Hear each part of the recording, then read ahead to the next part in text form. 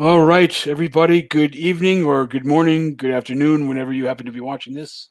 Um, I'm RZ, which hand here? I'm RZ. That's me. Thanks for joining me. Have a good evening, good Wednesday evening. So I have a if today's your birthday or an anniversary, anything like that. Happy birthday, happy anniversary. Hope you guys are staying safe and safe and cool. Um, so I have a very cool guest on tonight. I've known him a few years now, basically virtually, because we live in different parts of the country. But I've known him. I met him through the Alternative Comics live stream. But he was an artist, an artist assistant. He's done some. He's a great artist. Inking and penciling and all of that. And I'm an honor to have him on tonight. And it's the reason why I call it a very trusty stream is that his nickname is Trusty Sidekick. So thanks for joining us, Trusty. Greetings, true believers. It's your old pal, Trusty Sidekick. Welcome to another exciting episode of Ara Galanian and his amazing friends. I bet you didn't know we were going to have a Stan Lee impersonator on tonight. Did you ever notice that Stan Lee kind of sounds like Meowth from Pokemon? Yeah. I mean, think about it. He's true believers. We're going to catch that Pikachu and give him to the boss. It just fits. I didn't think of that. So that's good. So anyway, Trusty, thank you for being on. And just before we get into some questions, if you're watching on the live stream, thanks for joining us. If you have any questions, please get them ready. Or if you're watching this, in the replay, thank you. Whether live stream or replay, thanks for spending your valuable time this evening or morning, whenever you happen to be watching. Just before I start asking my first question to Trusty, a little shout out to Trusty Sidekick's mom who's watching. So hello, Trusty Sidekick's mom. You're awesome. So you got a good guy here, good son. So we appreciate you. So let me just right here. Any questions? Let us know. There we go. I forgot to queue up the chat, so now I can see Raggedy's here. Hey, Raggedy. Hey, Raggedy. How's it going? First question that I like to ask my guests, even though you're only my second guest, you get to follow Dave Schwartz. So I know, right? And thank you for that. I have to follow Dave Schwartz. I mean, no pressure. No. I mean, it's you got to work on your beard, your Dave Schwartz beard, though, which I do too. It's one of these days I'm gonna I want to grow my pandemic. I don't know why I don't have a pandemic beard yet, but apparently Dave's awesome. He's a good guest. Yeah. So hey, Big Rich, how's it going? So anyway, first question I usually like to ask my guests, it's kind of what's your origin story? Like, how did you get into artwork? How did you get it all started? Well, I can't believe it, but I've been drawing for over half a century. Wow. Because I started young. In fact, the first thing I remember drawing, not the first thing I drew, but the first thing I remember drawing is a little comic of Batman versus the volcano. And I was in church with my grandmother. Okay. She's watching the preacher, listening to the sermon. I'm kneeled over the pew, drawing on some paper from her pocketbook. And Batman was really OP in those days. I mean, he swung in, picked up a rock and plugged that volcano. That's how OP he was. So I've always loved drawing. My mom and dad said, it was hard to find me without a pencil in my hand. In fact, my mom and dad were really cool. They're unusual parents because they didn't discourage the comic books at all. They actually encouraged me. And something I found out that they did later on, I found out, but when I was, I think, middle school age, they actually wrote to Marvel Comics. They wanted to arrange for us to go up there and tour the offices. They wanted to do that for me. And of course, Marvel wrote back and said, well, that's great, but there's really nothing for him to see here. This is just offices. The creators work from their own studios or their own homes. So there's really no reason to come up here to our corporate offices. But I thought that was really cool. How many parents are going to do that? Yeah. Kids. So I've always loved comic books. Took a little bit of a break around when my best friend, who also was an artist and a better artist than me, his family was military. We have a lot of military in our area, and they moved away. and I sort of fell out of it for a little bit. But then one of my friends in school came in and he had a comic book and it was in a bag. I'd never seen a comic book in a bag before. Like, whoa, where'd you get that? And so that got me interested again. So I was drawing all through high school, went to college, studied fine arts at William and Mary. My art teachers didn't know what to make of me because I was more into commercial style art. And while I was there, I got an interest in architectural design. So I went to graduate school for that. And that's what I've been doing as my day job, working in an architecture firm for over 30 years now. And that's very rewarding work.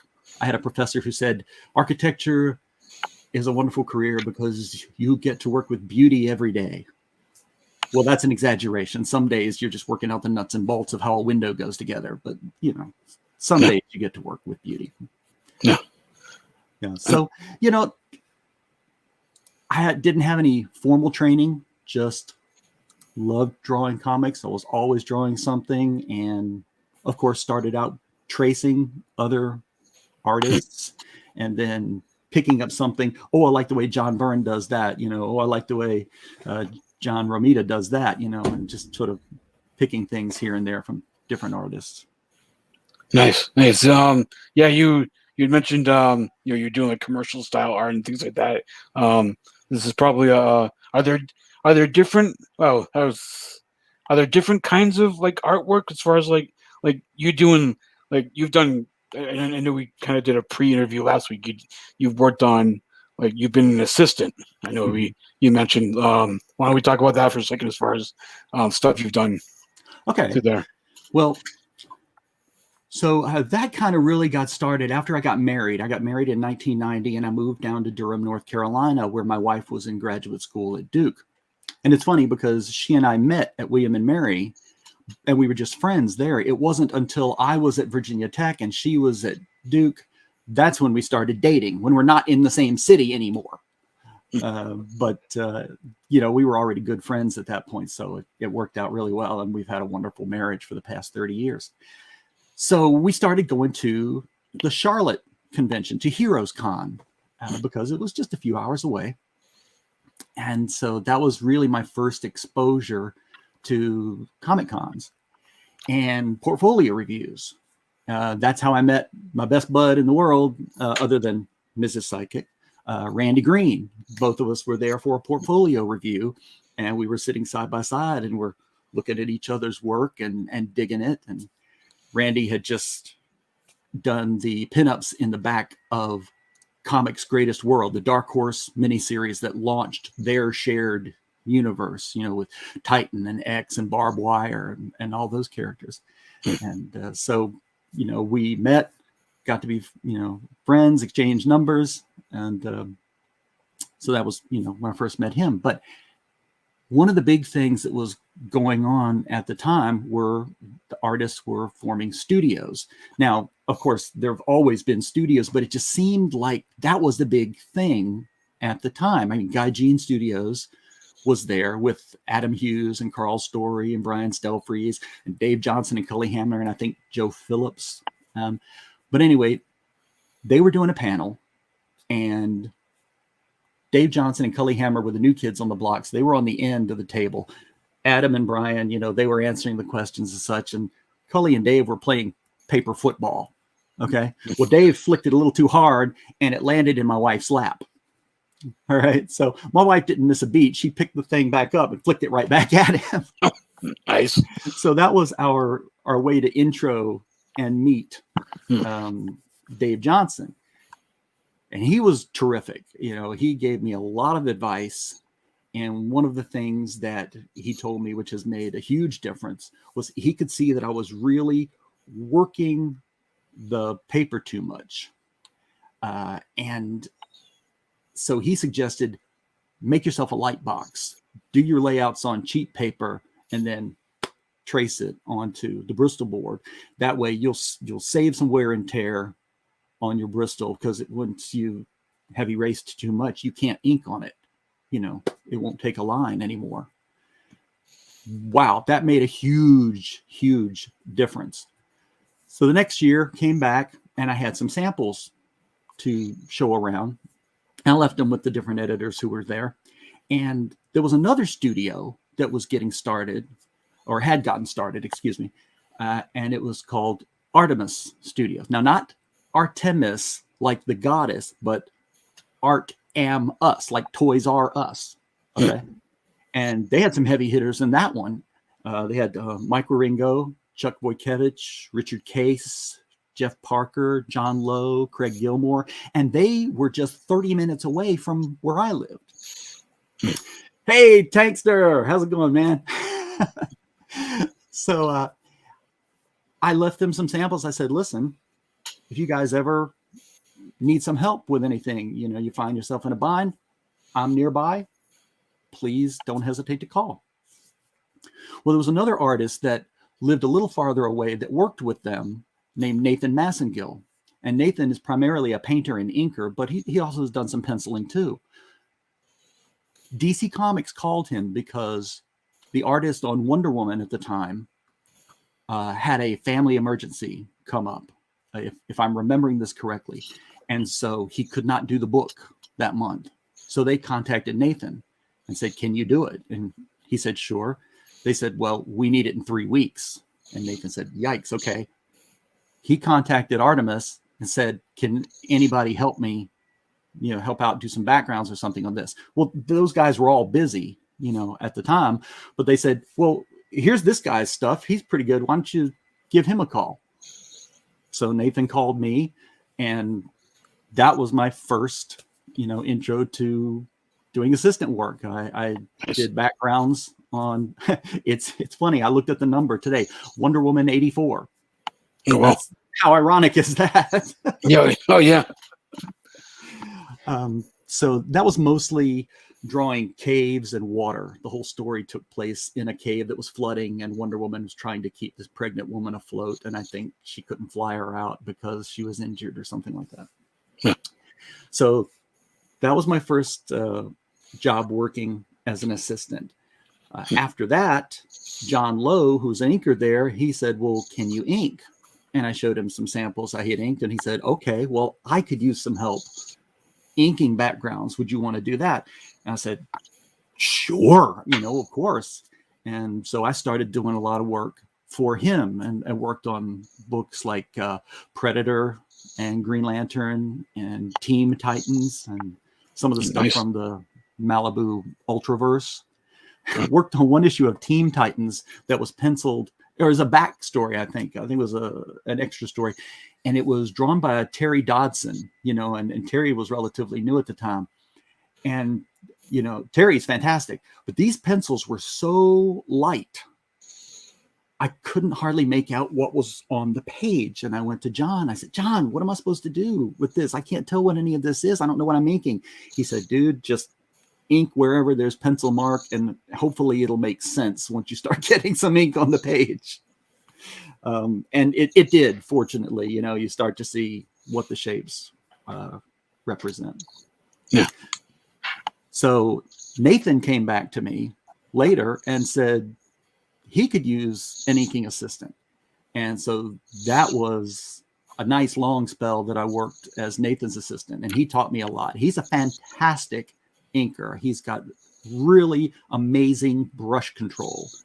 And so he taught me how to do some things with a brush. I always thought, you know, you just snapped to get a point. And he was like, oh, no, there you can snap, or you can pull. You can start with the fine point and pull and get fatter. And so he taught me a number of things. And we worked together at his building in Selma, North Carolina. He had purchased a storefront of an old historic building. So we had this cavernous space to work in, and worked on, oh gosh, Deadpool, Fighting American, Hulk.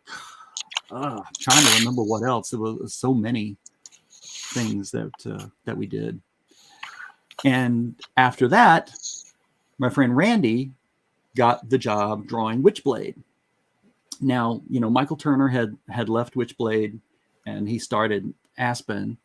And so Randy got the job, and the editorial staff at Top Cow said, listen, the book is really behind. So anything you can do to speed things up would be helpful.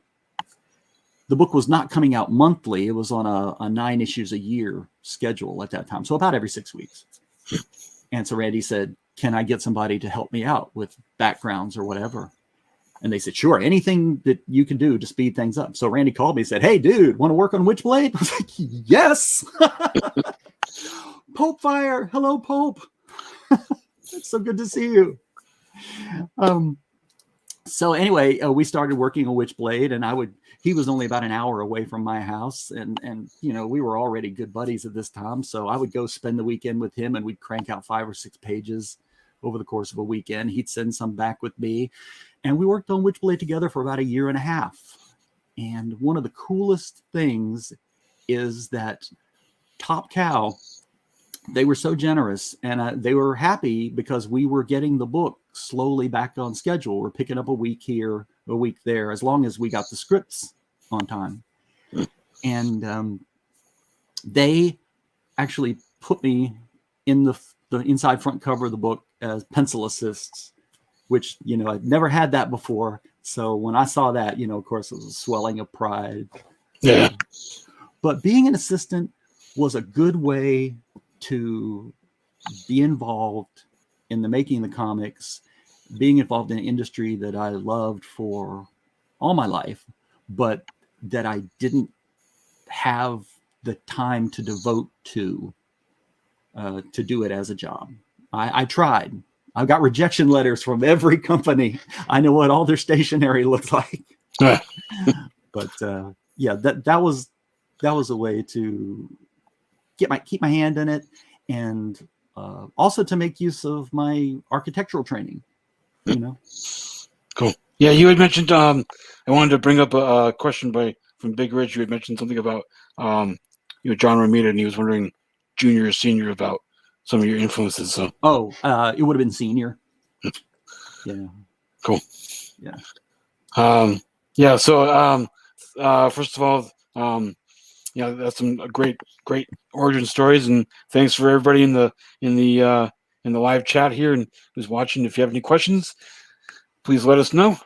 Yeah, you had mentioned something about you weren't, some of the penciling you weren't able to make out. I know in that was it Chasing Amy, that great line about inkers being just tracers, which I know they're not, but you had said something about like, just the guy you had taught to, like, said, just ink the stuff and have it make sense. And I was thinking that's an interesting comment. I'm like, so I'm wondering, like, what is like the next, because I'm not an artist, so I've never really delved into, like, I do video, but I've never delved into, if I draw a stick figure correctly, it's like a miracle. So, as far as inking from penciling, that's like, to me, that seems like a big step. Like, is that, if you're inking over pencils, like, I never realized how huge of a step that is. Or am I right in thinking that? Or yeah. Oh yeah. No. The guy from Jason Lee's character in Chasing Amy is absolutely right. It's not just tracing. And the better an artist you are, the better decisions you can make when you're inking. Some pencilers will give you extremely tight pencils, and you don't have to do much thinking at all because they've already done all that work for you. But some of them are sketchier, and you are really left to make a lot of decisions on your own, like where you're going to put spot blacks to create shadows. How are you going to do the hatching, to create the shape of this musculature? I did some work years ago for a guy named Will Callaghan. Some of you may know Will, Alpha Dog Studios. He's got some books out, Grimm and Tech Lore, or a couple of his books, Gun Ghoul. I did some of the first work on Grimm years and years ago because he was in the North Carolina area also. Now, it looks nothing like what Grimm looks like now. I mean, it looks really good now. Back then it was rough stuff. I don't remember who the artist was, and at that point I was new to inking, and so I was sticking pretty close to the pencils. Then later, Will had me ink some tech lore stuff, and he said, dude, whatever you want to do to jazz it up, you go for it. And so I wound up putting a lot of extra detail on those pages. Nice. You had mentioned something about I've always wanted to ask this question about, are there certain things that certain artists would draw, or certain, like, are there things that are like either people or like objects that are easier, I don't know, easier, but like that are easier to draw, tougher to draw, or like, or I don't know if that question makes any sense at all. Oh, sure. You know, we all love drawing the figures, the characters. That's the most fun. Backgrounds are just sometimes not that much fun, but sometimes they're not. They don't have to be difficult. Yeah. Some things I absolutely hate drawing are cars. I'm not a car guy. Sean Gordon Murphy, he's a car guy. Okay. And, he can draw the heck out of that stuff. Me, it's a struggle to make something that looks halfway decent. So I have to use a lot of reference. And that's a big piece of advice. Kids, use reference. Your art will look better if you use reference. So for me, buildings, especially old-fashioned looking buildings, are easier to draw because I do a lot of it in my work. Something really fantastical, coming up with an alien landscape you've never seen before, it's not my strong suit.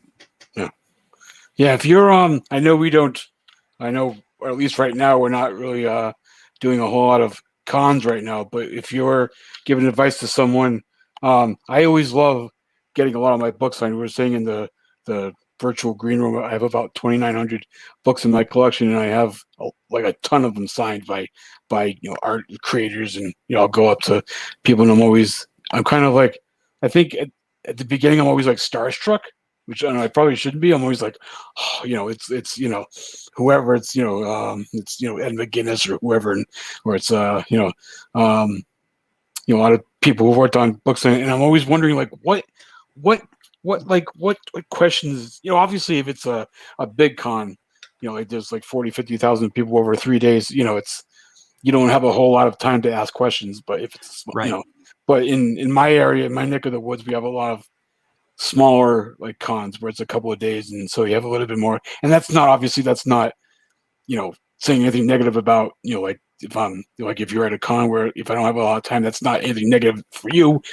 There might be 27 people behind me in line. I want to be fair to them. But if someone comes up to you and like, are there like good questions to ask an artist if you have time? Or are there good comments to say? I mean, are there things people shouldn't say to an artist like at a con? So yeah, don't ever say I can draw better than you. Yeah.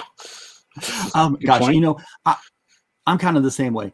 I get kind of starstruck. I get kind of tongue tied. I don't want to be that fawning, fanboy. It's like, oh, I love your work. Oh.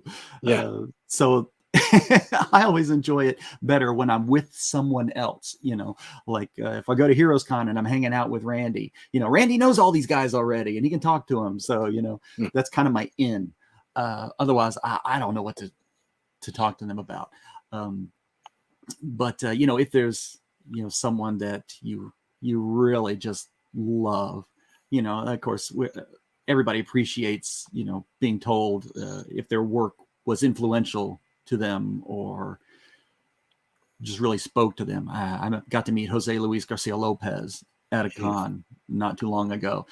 And that was just really amazing because, I mean, he defined the look of DC Comics, that they still use, his artwork on merchandise to this day. The times that I enjoyed the most is after the show is over, when we go out to dinner, and sometimes we'd have somebody join us. One time I got to go to dinner with Francesco, who, if any of you are familiar with Francesco's artwork, he puts a lot of stuff on DeviantArt. Fantastic. Does a lot of beautiful stylized female drawings. Had a wonderful time with him. And another time, Andy Smith, went out to dinner with us after a Heroes Con. Times like that when, there's not the pressure of being at the show, they're not on stage, that's the most fun. And that's when you really learn a lot, I think. Big Rich says things not to say to an artist at a con. Your pencils seem kind of sloppy in issues 2 through 66. Were you drunk when you drew them?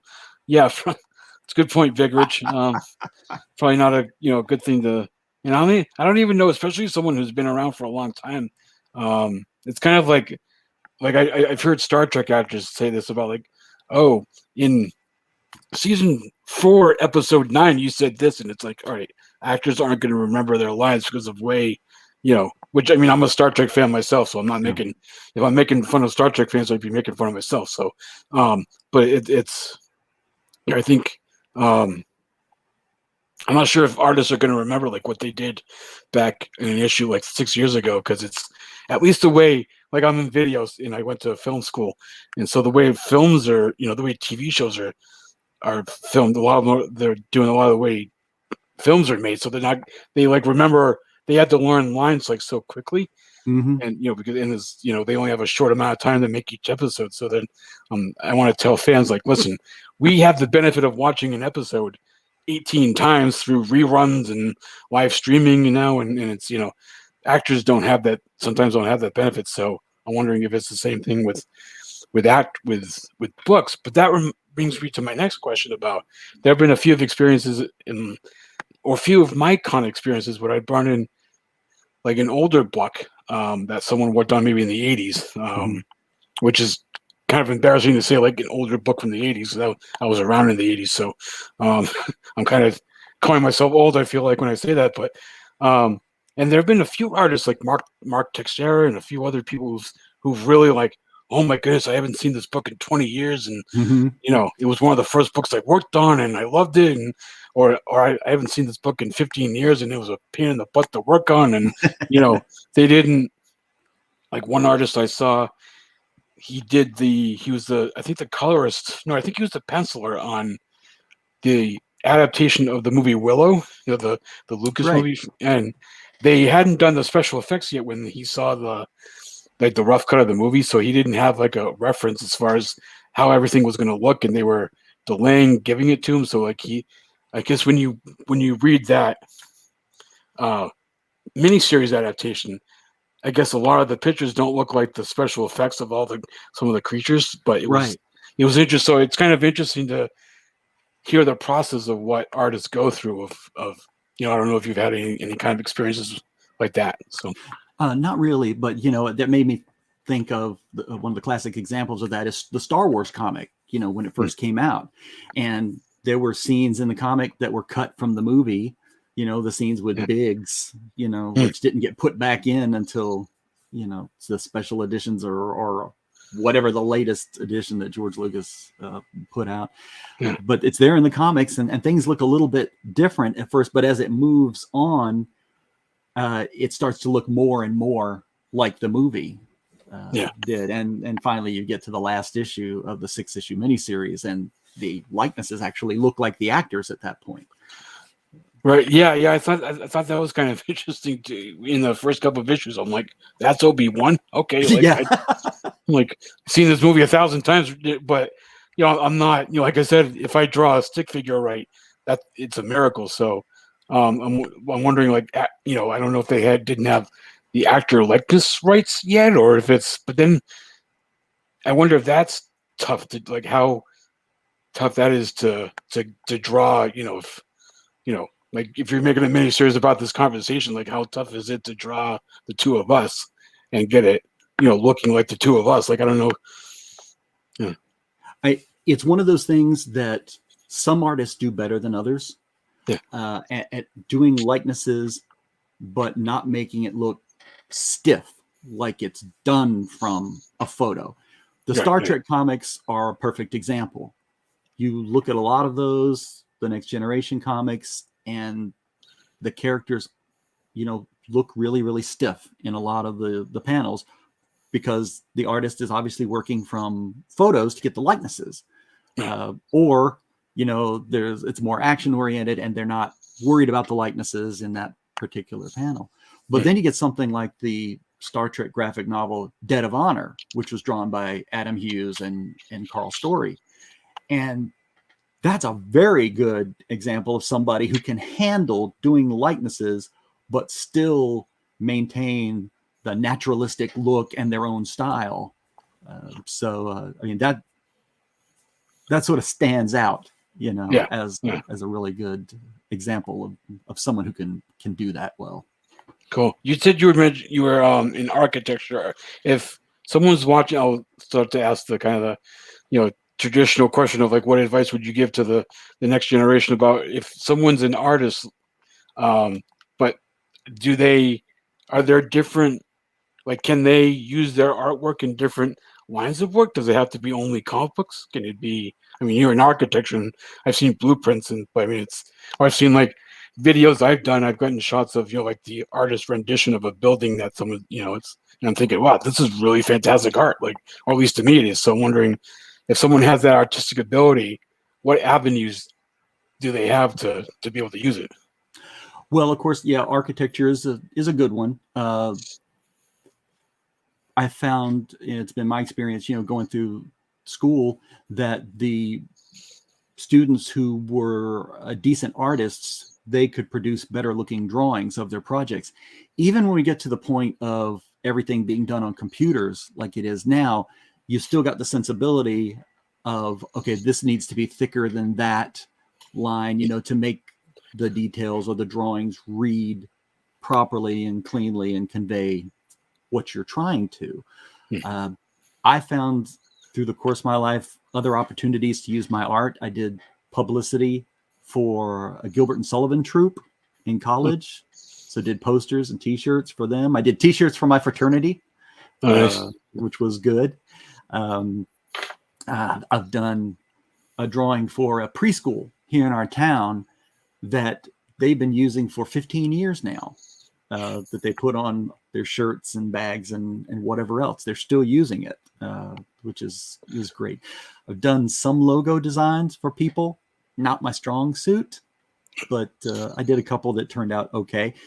You want to see some good logo design, you check out Muttman's portfolio. That man is a serious graphic designer. Yeah.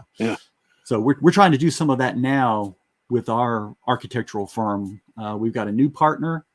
We're trying to sort of revitalize our look a little bit, come up with a new logo, a new design for our pages of drawings.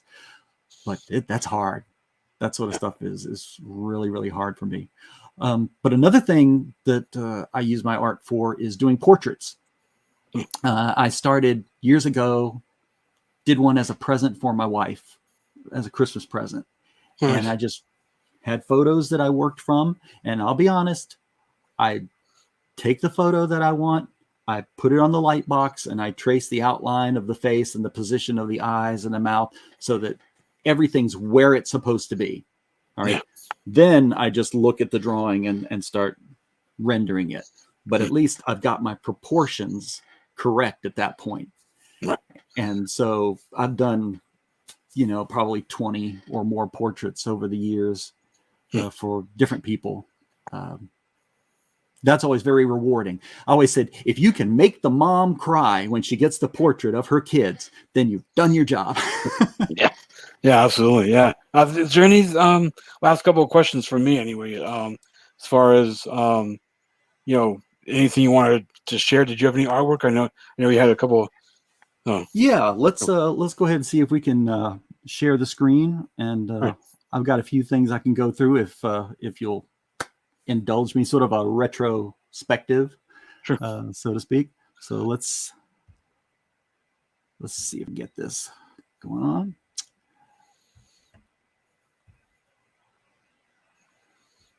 And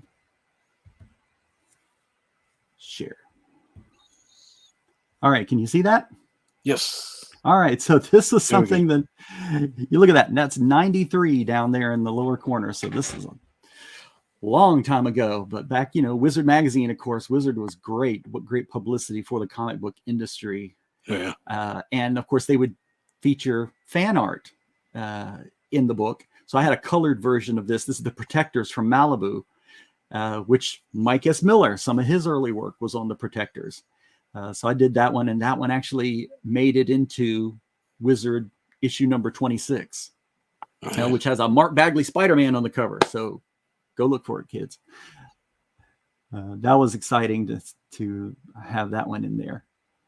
This is the first page that I did from the Wonder Woman story. Buildings, fire, destruction going on.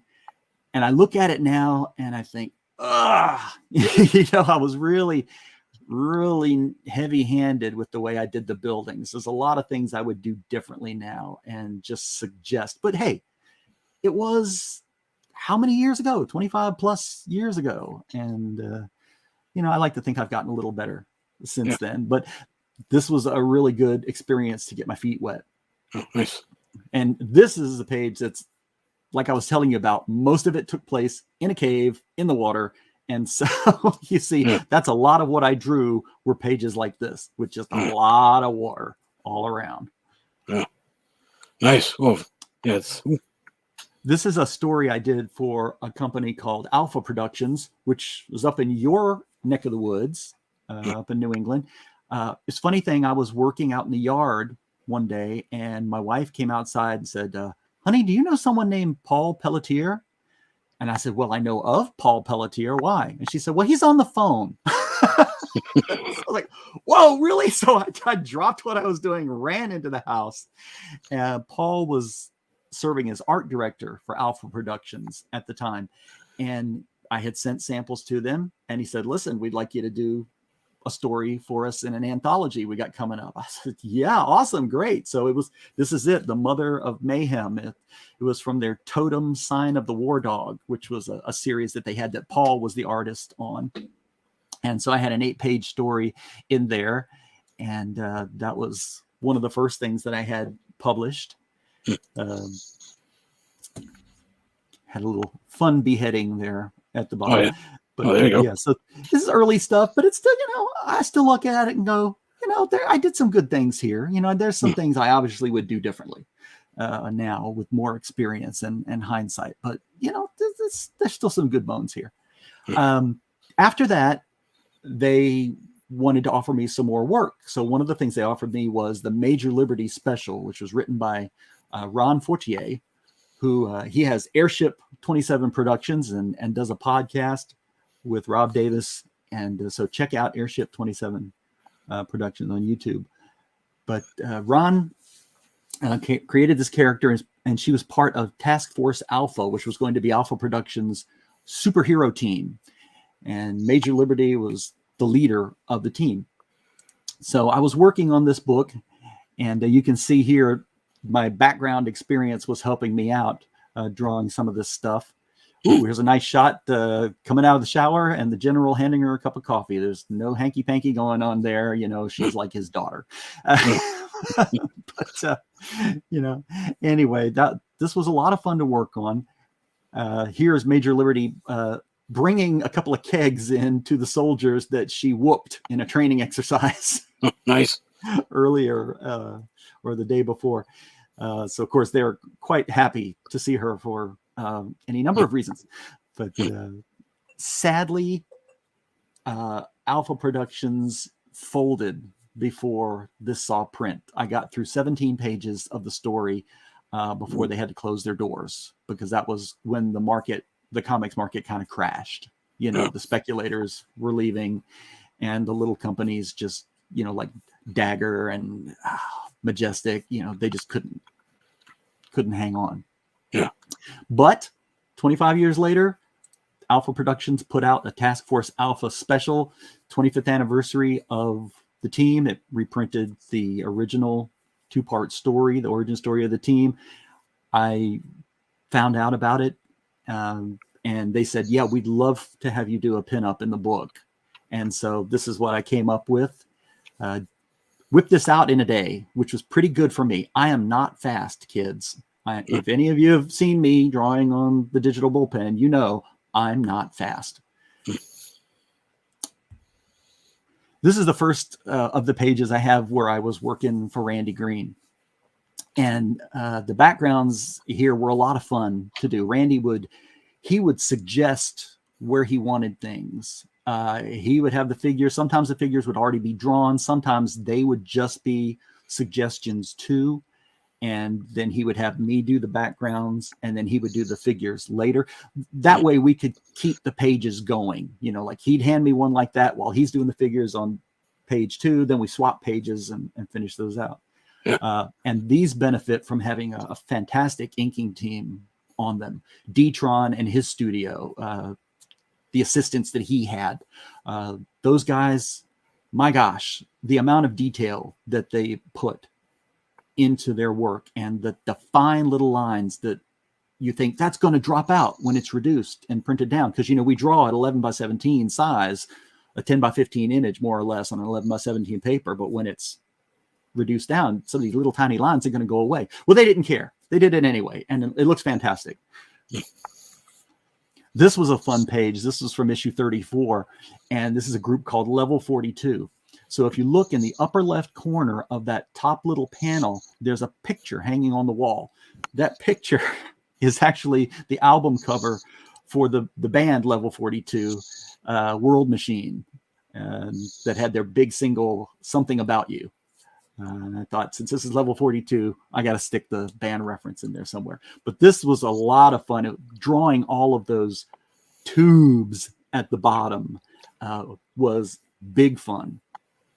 And the diagonal fat stripes on a couple of the tubes, that's something I got from Dave Johnson and Super Patriot, you know, what he was doing at that time, which I thought looked really cool. This is one from issue 37 of Witchblade, and Randy gave me the photo of this big museum structure that's in the top panel. So I was working from reference on that one. And that's, you know, if you want advice for the kids starting out, like I said before, use reference. And back then, when we were working on this, we didn't have all the internet resources that we do now. The internet was still in its infancy as far as the general public, you know, could get to stuff. And so Randy had these great big catalogs because he used to work in advertising. And so they had all the stock photo catalogs each year from the different companies. And so he would find things in there and say, okay, here, use this, you know, here, use that. And that, you know, really helped a lot to be able to create something that looked real and really sat into the space well. Later on, he started letting me do some of the figures too. So in this page, Randy did the figures in the middle panel, except for the waiter, and then the big head at the bottom left, and then left the rest of the page to me. So that was fun, not being limited to just drawing beams and windows and tables and food. You know, being able to draw some people in there was big fun. And then this I think is the last Witchblade page I have. This was from the Witchblade Darkness crossover. And I do not have the page I really wanted, which is a big double page spread in Chinatown with banners, you know, going across the street, and signs and lanterns and, you know, just all sorts of detail in that. But anyway, this is one, and I really tried to make use of my experience working in architecture for this dilapidated, rundown grocery store, you know, with the ductwork and the joists in the ceiling and the cables coming down and the roof deck and everything. I think if you're going to draw a comic book, you need to force yourself sometime to just draw the backgrounds. And what I would suggest is that you just say, all right, this panel, this is a big panel here. I am going to draw the hell out of this background. I'm going to put in as much detail as I possibly can. And, you know, just do it once and you'll find it, you know, it's kind of enjoyable putting little things in the background. You mentioned Ed McGuinness earlier. When I was working for Nathan, we worked on the first few issues of Vampirella Strikes, which was Ed McGuinness, young Ed, as we called him back then. That was one of the first things that he did was Vampirella Strikes. Well, back then he used to like in the big splash pages, he used to like to draw a little Planter's Mr. Peanut dead lying in a pool of peanut butter somewhere on the page. So if you go back to the first couple of issues and look really carefully, you'll see that little Mr. Peanut down at the bottom. Oh, nice. Well, that's a lot of great artwork. So thank you for sharing those. Two last questions. One from me and one from the live stream. I know you're on a couple of other like live streams and stuff. Anything you want to promote? Everybody, Saturday nights, usually starting at 9:00. I Love Comics, Englandines channel, have a great comic book auction, books starting at $1, and it is big fun. I mean, we have a great bunch of regulars in the chat, and Englantine always has some interesting books for sale, some eclectic stuff to start things off. As he moves on, he brings out the big dogs. The prices go up a little bit from there, but still, it's just a lot of fun, and that's how I usually spend my Saturday nights, which tells you how boring I really am because I'm not out and about. But no, my wife is usually ready, to just crash by that point, so she doesn't mind. But it's a lot of fun. Ari, you've been there a few times. We have a good time in the chat. But we need more people. So if you're not doing anything Saturday night, I Love Comics comic auction. Nice. And then one last question from our friend Tank. How much Chuck's gonna woodchuck chuck if a woodchuck could chuck wood? So we'll end on that question. That's one of those that I think you need to go sit on a mountaintop and ponder for a while. Yeah. Well, anyway, thank you, Trusty Sidekick. Finally, we got to talk to each other face to face virtually. Anyway, and at some point, when this zombie pandemic has quieted down and it's safe to do so, we'll have to either meet halfway from our next to the wood, or I'll come down to your place, or you're going to mine, or whatever. We'll do lunch. So. Again, thank you for your time and for all your questions, and everybody watching this either live or later on, thanks for spending your valuable time. So once again, Trusty Sidekick, my main guest, my trusty stream here. So thanks again for that's why I go by Trusty Sidekick, because I'm being the assistant, and I first started using Trusty Sidekick on the Blambot message boards. Nice. You're familiar with Nate Picos and his company Blambot that makes those wonderful fonts for us to use. So anyway, so thank you everybody in the live chat. Thank you to Trusty Sidekick and my friends in my area, Keith Gleason and Johnny C, have their Indie Comics Relay live stream that just started about 10 minutes ago. They do every Wednesday. So for those of you who have still time, hop on over there. So once again, Trusty Sidekick, thank you very much. You're awesome. Thanks for everybody watching, and be safe. Have a good night. Good night, everybody.